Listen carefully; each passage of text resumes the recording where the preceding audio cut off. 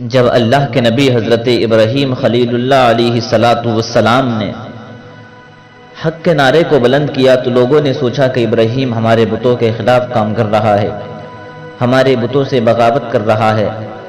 ان لوگوں نے مشورہ کیا کہ ایسا کرو کہ حضرت ابراہیم کو آگ میں جلا دیا جائے۔ ان لوگوں نے حکم دے دیا کہ حضرت ابراہیم کو آگ میں جلا دو اور اپنے خداؤں کی مدد کرو، اگر تمہیں کچھ کرنا ہے تو کرو۔ چنانچہ ظالموں نے اتنا لمبا چوڑا آگ کا الاؤ جلایا کہ اس آگ کے شعلے اتنے بلند ہو رہے تھے کہ اس کے اوپر سے کوئی پرندہ بھی اڑ کر نہیں جا سکتا تھا۔ پھر آپ کو ننگے بدن کر کے ان ظلم و ستم کے مجسموں نے آگ میں پھینک دیا اور اپنے اس خیال میں مگن تھے کہ حضرت ابراہیم علیہ السلام جل کر راکھ ہو گئے ہوں گے، مگر احکم الحاکمین کا فرمان اس آگ کے لیے یہ صادر ہو گیا، یا نار کونی بردم و سلام علی ابراہیم۔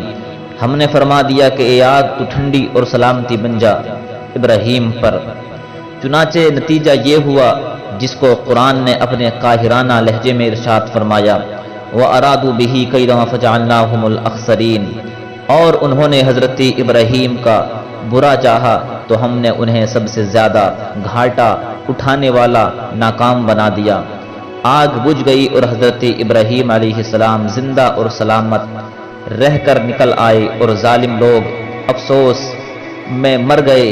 حضرت ابراہیم علیہ السلام کا توکل دیکھو۔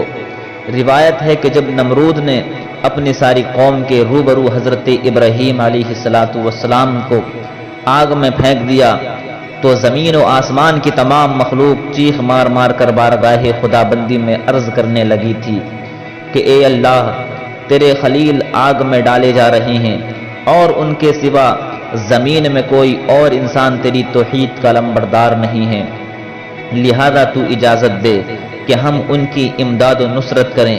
تو اللہ تبارک و تعالی ارشاد فرماتا ہے کہ اے ابراہیم میرے خلیل ہیں اور میں ان کا معبود ہوں، تو اگر حضرت ابراہیم علیہ السلام تم لوگوں سے فریاد کریں اور مدد طلب کریں تو میری اجازت ہے کہ سب ان کی مدد کرنا، اور اگر وہ میرے سوا کسی اور سے مدد طلب نہ کریں تو تم سب سن لو کہ میں ان کا دوست اور حامی اور مددگار ہوں، لہذا تم سب ان کا معاملہ میرے اوپر چھوڑ دو۔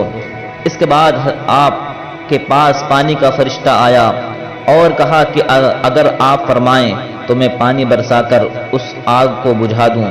پھر ہوا کا فرشتہ حاضر ہوا اور اس نے کہا کہ اگر آپ کا حکم ہو تو میں زبردست آندھی چلا کر اس آگ کو اڑا دوں۔ تو آپ نے ان دونوں فرشتوں سے فرمایا کہ مجھے تم لوگوں کی کوئی ضرورت نہیں ہے، مجھ کو میرا اللہ کافی ہے اور وہی میرا بہترین کارساز ہے، وہی جب چاہے گا اور جس طرح اس کی مرضی ہوگی میری مدد فرمائے گا۔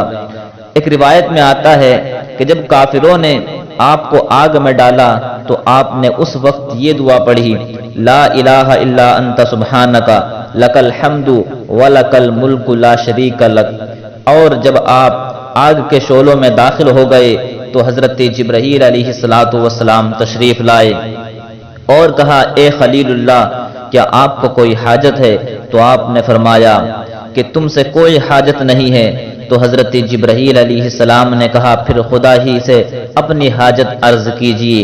تو آپ نے جواب دیا کہ وہ میرے حال کو خوب جانتا ہے، لہذا مجھے اس سے سوال کرنے کی کوئی ضرورت نہیں ہے۔ اس وقت حضرت ابراہیم علیہ السلام کی عمر شریف 16 یا 20 برس کی تھی۔ اور آپ کتنے دن تک آگ میں رہے اس کے بارے میں 3 اقوال ہیں۔